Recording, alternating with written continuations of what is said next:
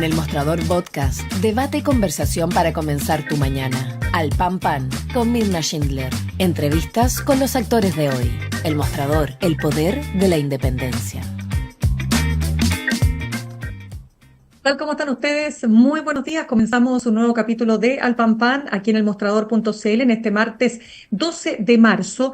Ya lo decíamos ayer, el gobierno inicia su segundo tiempo y la frase, ¿no es cierto?, que se instala desde el gobierno y desde el propio presidente Gabriel Boric: estamos mejor que hace 2 años. En el siguiente bloque vamos a estar conversando con la diputada de Convergencia Social, el partido del presidente Gabriel Boric por la región metropolitana, Gael Gilmans, para analizar si es que efectivamente está Chile mejor que hace 2 años. Vamos a estar con eso, pero antes vamos a entrar en varios temas internacionales que son de pero absoluta importancia y que dice relación con, por ejemplo, lo que está pasando en Haití, lo que está pasando en Argentina cuando Javier Milei cumple ya 3 meses en el ejercicio del poder ejecutivo, la presidencia de este país, con medidas que han sido catalogadas como polémicas, sin tener, por supuesto, el control del Congreso, y sin embargo queremos analizar, bueno, cómo lo está haciendo, ¿no?, para gobernar este país.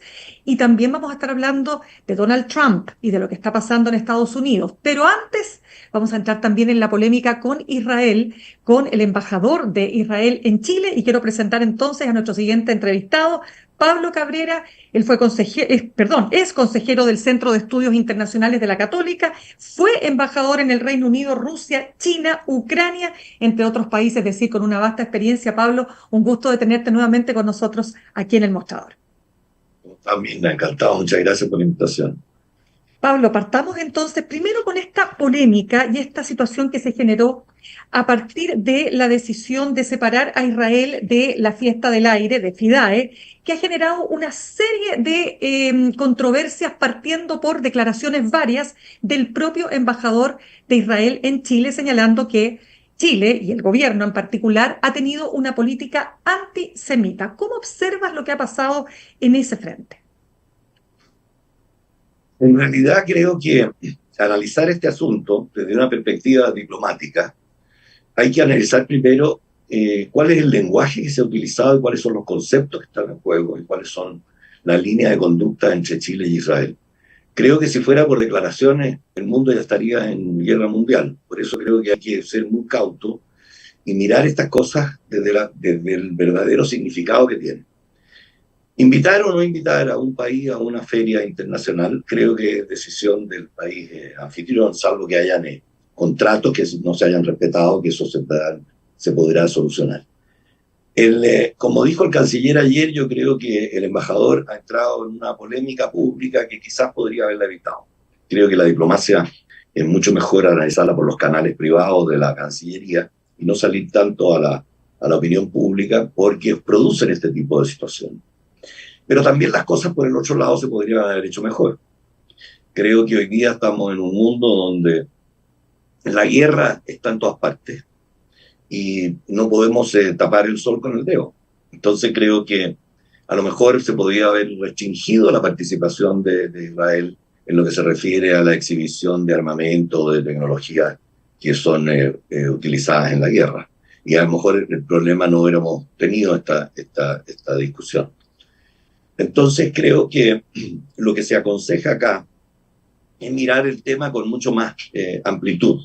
Creo que aquí, como bien se ha dicho, hay contratos privados de algunas empresas y otras son las relaciones entre el país, Israel y Chile, que son relaciones tradicionales y relaciones que han sido tradicionalmente buenas incluso.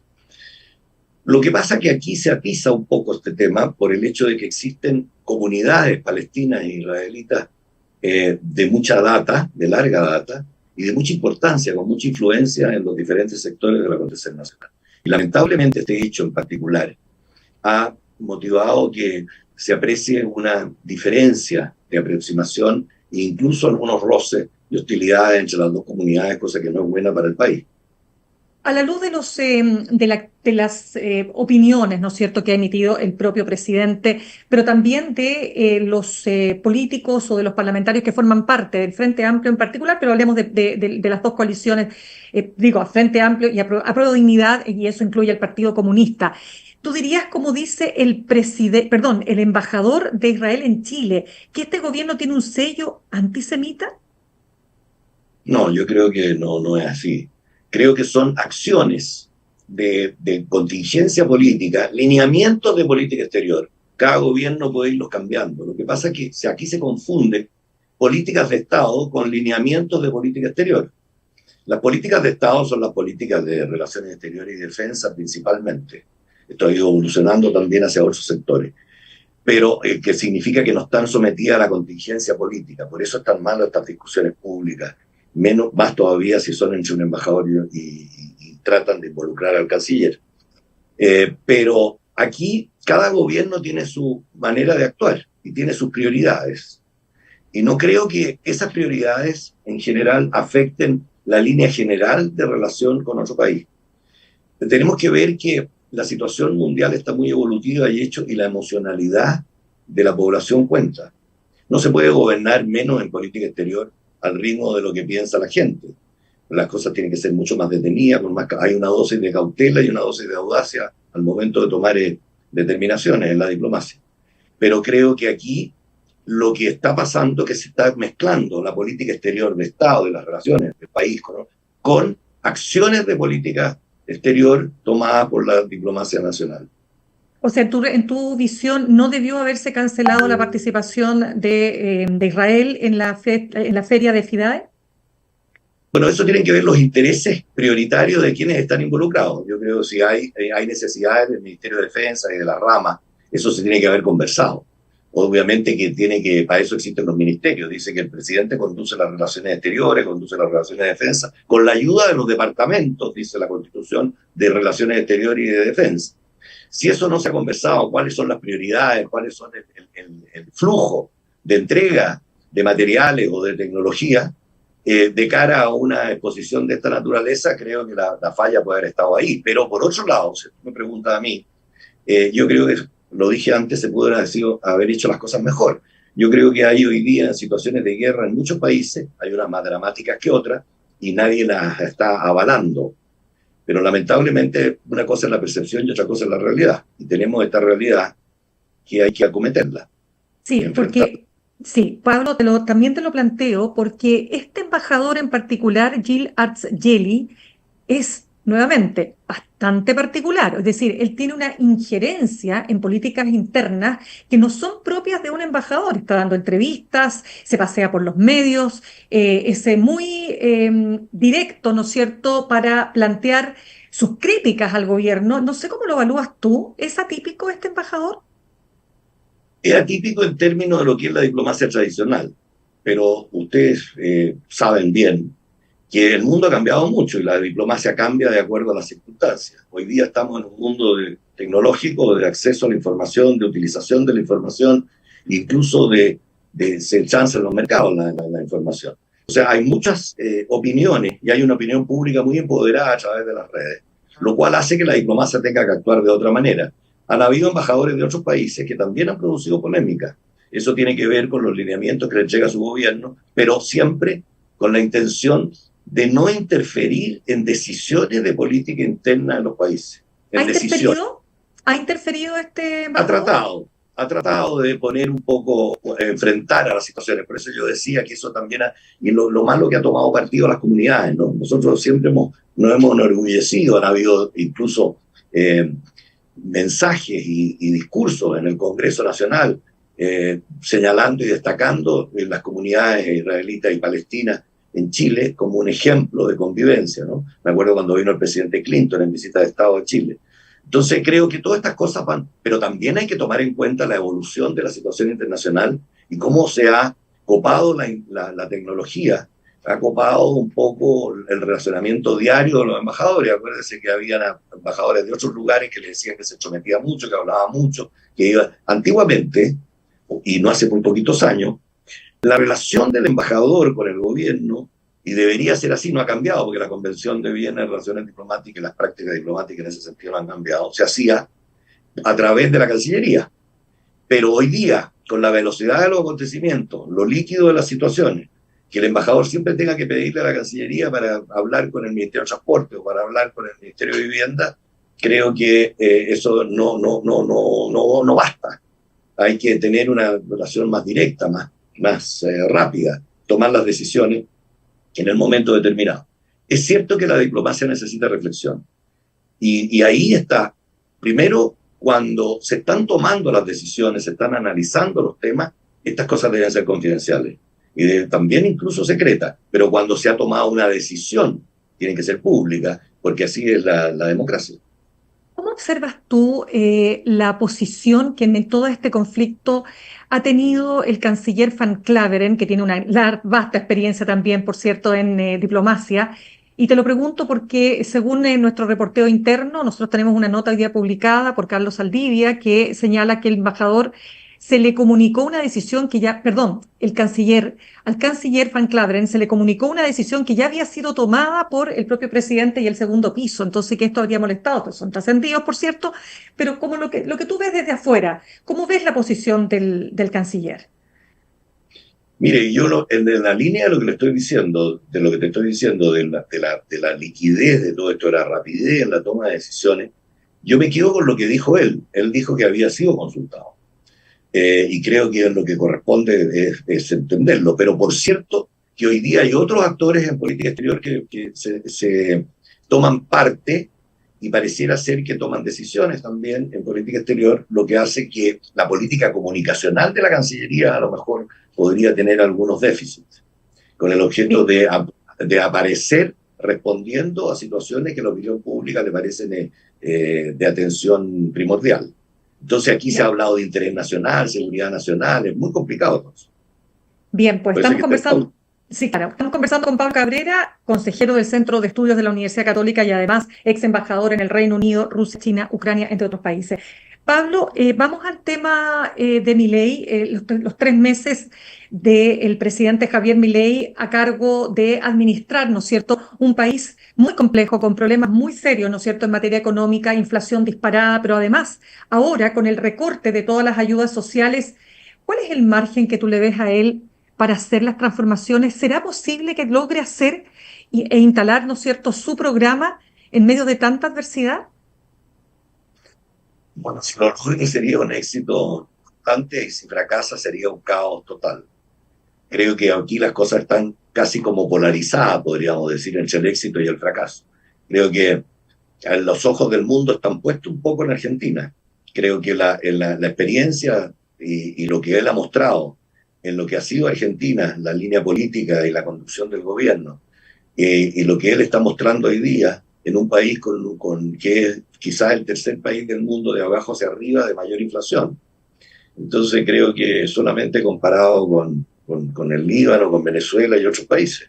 Entonces creo que tomar una decisión de esa naturaleza sin el apoyo del Congreso es fuerte, pero veo, por otro lado, que tiene apoyo de los circuitos financieros internacionales y de las principales agrupaciones económicas y países que son en el mundo desarrollado con el objeto que al menos implemente su política o trate de implementar su política en lo que se refiere a la reducción del gasto fiscal, a la implementación de políticas que vayan en beneficio de toda la población. Creo que tiene un desafío muy grande. Hasta el momento se ve que la población todavía le ha dado el beneficio de poder implementar sus políticas. Llevamos ya 3 meses, como dicen, ha habido algunos espacios de protesta.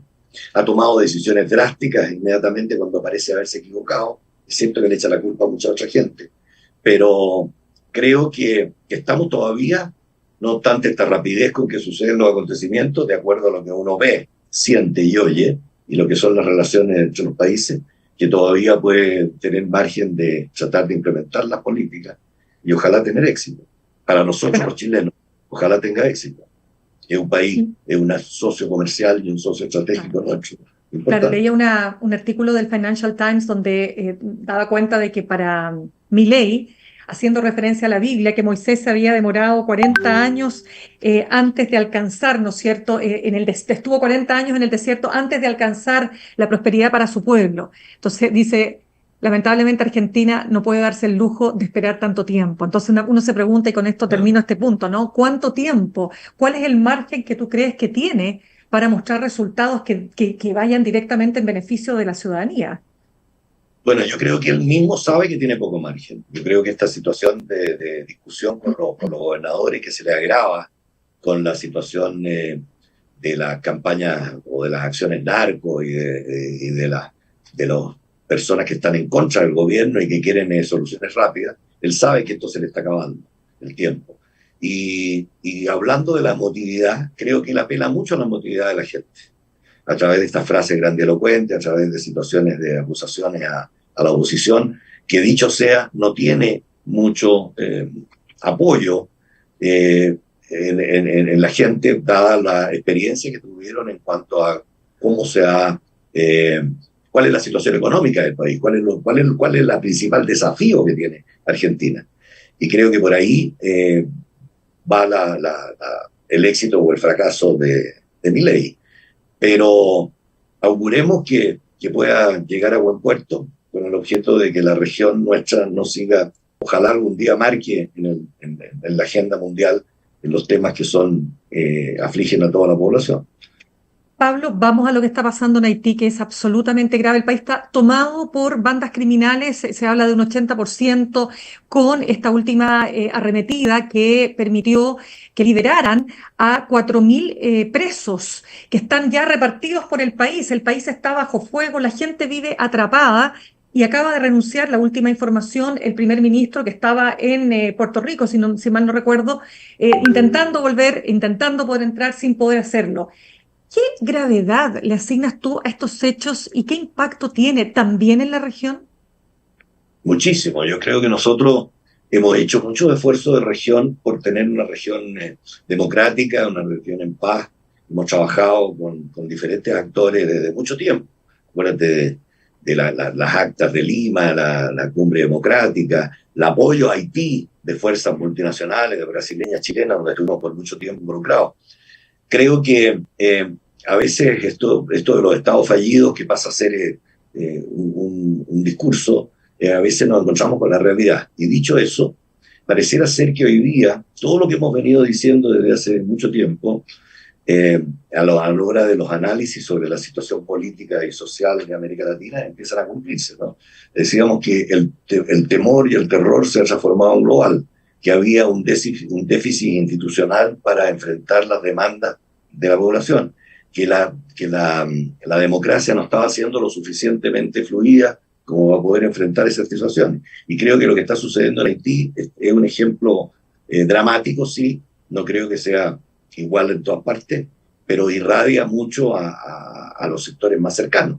Y también nos involucra a nosotros, porque creo que aquí la ayuda internacional va a ser vital y la cooperación internacional va a ser vital, con el objeto que no sea fallido definitivamente. A lo que nos señala el primer ministro, todo indica que el primer ministro era una de las piedras del zapato para esta revuelta, que estaba enfrentando la situación de las pandillas. Había viajado a Kenia a organizar y a contratar una nueva policía o un ejército acorde con visos de policía para traerlo a Haití a combatir al narcotráfico. Creo que eso, además, se sumaba al hecho de que él era parte de un gobierno transitorio que debió haber terminado el 7 de febrero y él se negó a renunciar.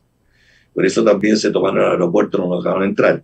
Si esa ha sido la principal causa para poder entrar a que los grupos empiecen a deponer esta actitud hostil y violenta, bienvenida sea, pero no sabemos cuánto la política haitiana va a poder resolver este tema. Yo creo que basta con pensar que somos todos nosotros quizás los que tenemos que colaborar un poco para que definitivamente Haití salga de esta situación.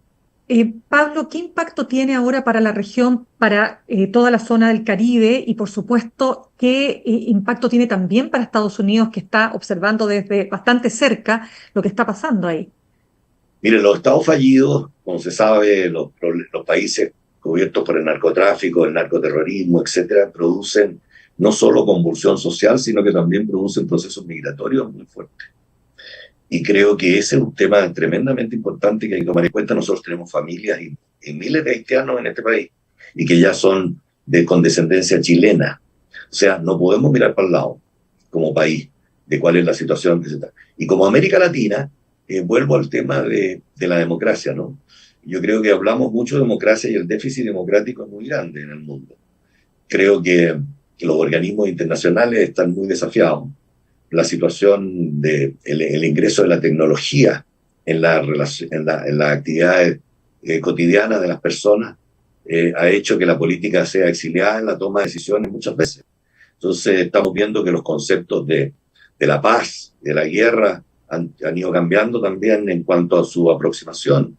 Incluso el mismo tema de los derechos humanos, que yo creo que tienen mucho que ver más hoy día con la dignidad de las personas, más que seguir o sea, son los derechos humanos, pero podríamos comenzar a conceptualizarlo en la dignidad de las personas con el objeto que sea la universalidad de los países en la que se incorporen al tema del respeto a la dignidad de las personas, porque a veces por cultura se señala que los derechos humanos en unas partes son mirados de una manera y en otras de otra. Y yo creo que al final del día lo que se ven afectados son las personas, los niños, las nuevas generaciones. Y creo que ese tema en América Latina es un tema dramático que desde Haití podríamos simbolizarlo en que son los grandes desafíos que tenemos, que se irradian a los otros países y que estamos enfrentándolos a veces no con la suficiente energía. Y creo que lo que está sucediendo en Argentina, por ejemplo, lo que de alguna manera nos golpea a nosotros, en Colombia, en Ecuador. Miremos cuáles han sido las recientes situaciones en Ecuador, producto de las migraciones, del narcotráfico, del narcoterrorismo, cómo inciden en la política y en el Poder Judicial, que es lo más peligroso.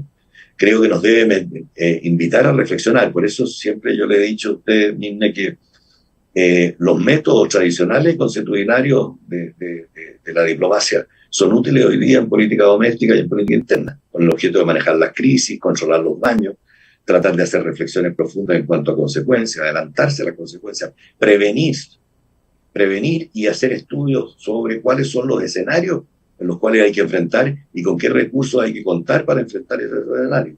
Entonces creo que estamos en un mundo muy desafiante en todos los temas que tú me enumeraste al principio.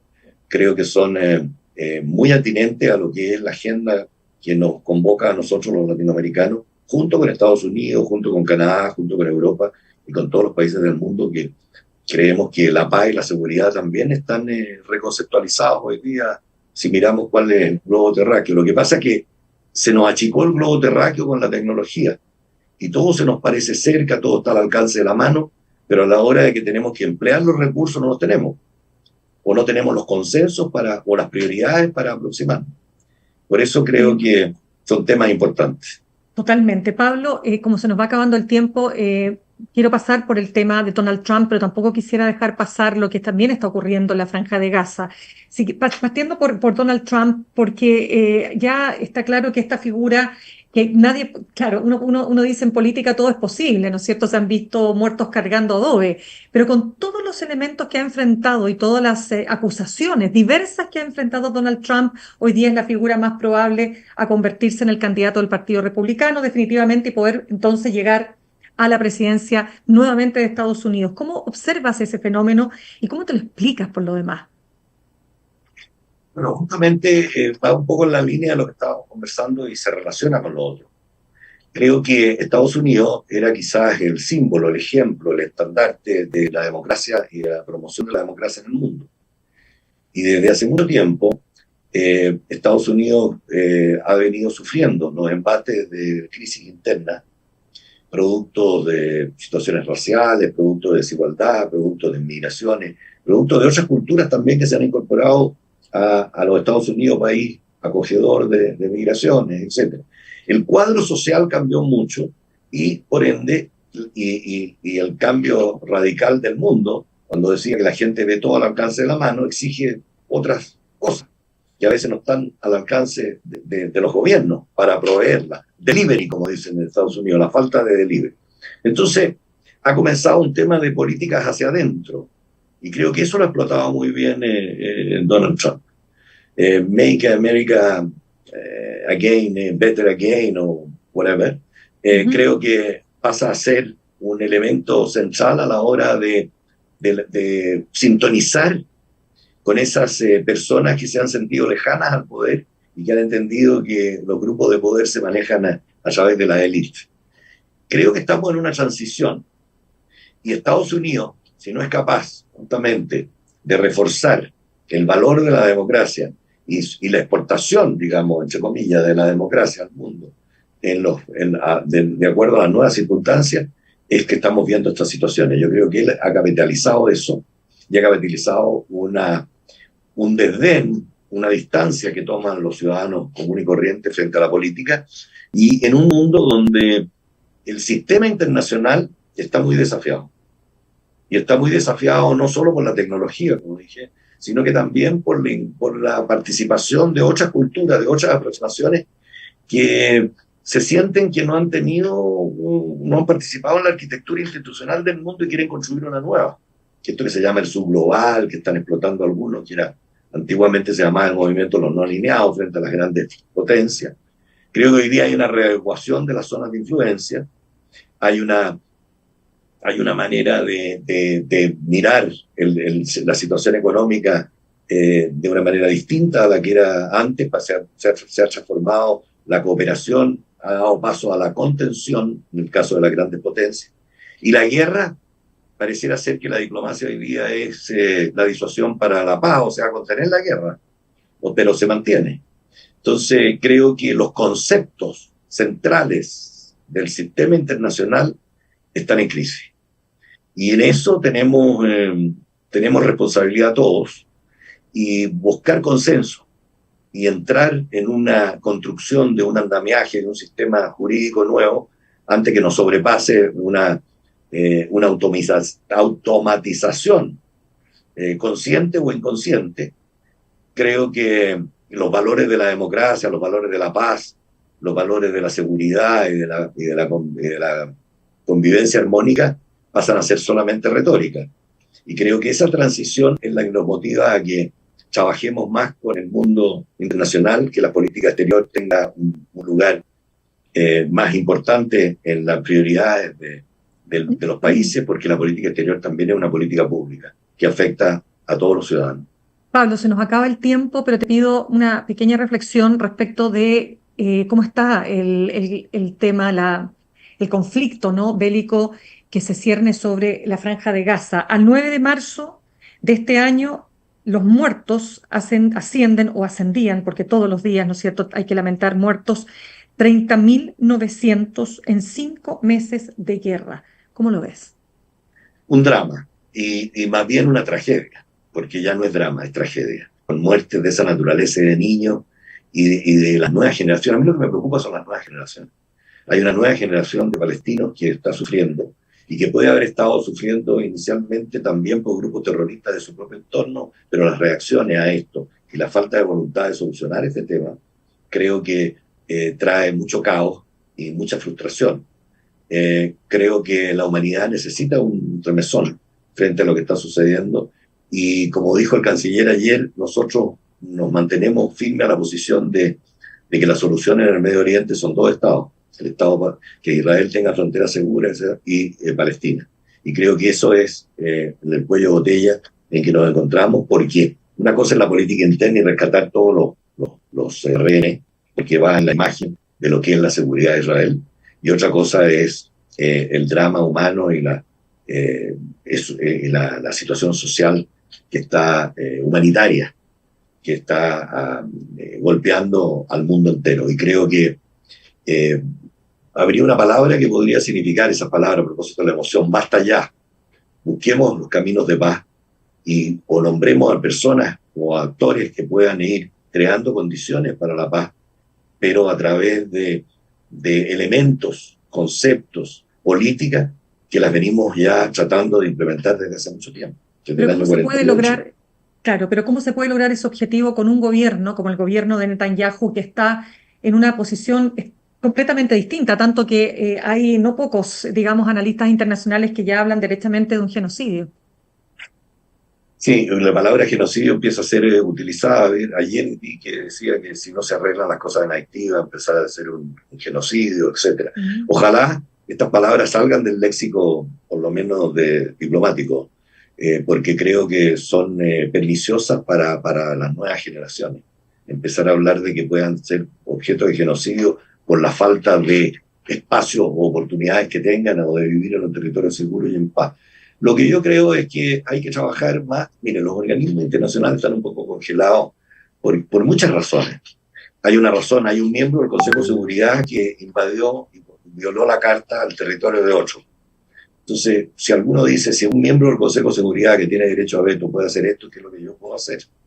El derecho internacional no está siendo respetado por muchos. Eso puede ser una imitación de otros para no respetar el derecho internacional. Creo que tiene que haber un esfuerzo claro, fuerte, para poder diseñar y participar y trabajar en esta agenda. Yo lo único que le diría a la pregunta suya, no se puede hacer con violencia, no se puede hacer con fuerza, se puede hacer con la razón. Y creo que el mundo está en esta transición donde esperemos que la razón impere y que sea un momento donde la cooperación supere a la confrontación.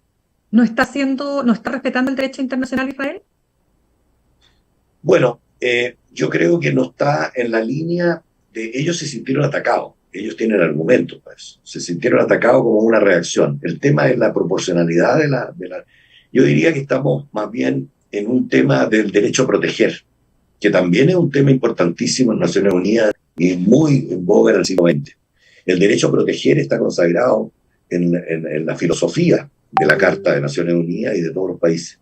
Y creo que proteger la vida humana, creo que es la seguridad humana, se hablaba en el siglo pasado también, todos hemos participado en estas discusiones, pero no dejemos que sea retórica, dejemos que el derecho internacional esté respetándose en la Carta de Naciones Unidas y que sea el leitmotiv de la diplomacia del siglo XXI, de la acción de los países, y también el humanismo, ¿no?